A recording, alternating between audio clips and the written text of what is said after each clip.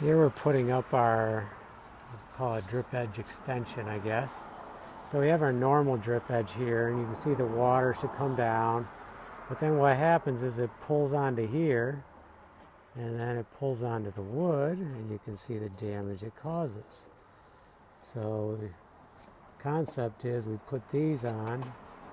Now the water comes down here, it comes here, and it cannot go back. I mean, it'd have to be a really strong wind to blow it back there.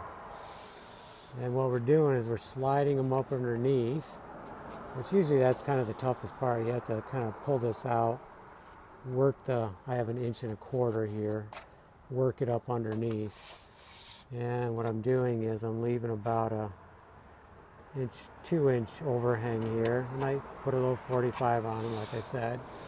And on the house here, I put a little bend up here just to make it cool, I thought, to direct anything away.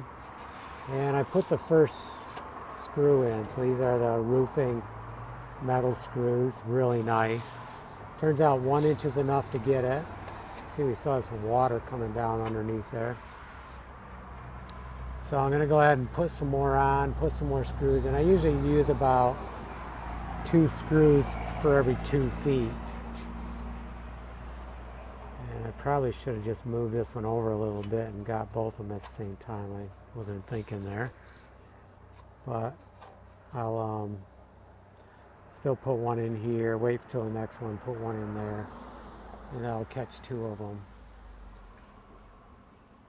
And then this will, by putting this on now, it'll give this wood some time to dry, because I have to do some repair down here, and this wood needs to dry out before we can do any priming and painting. And down on the other end we got to screw it together.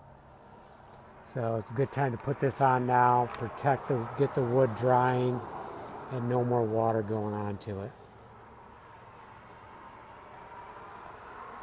And this helps our porch too, because the water drops further away from the edge of the porch, and we're going to get less water on the porch.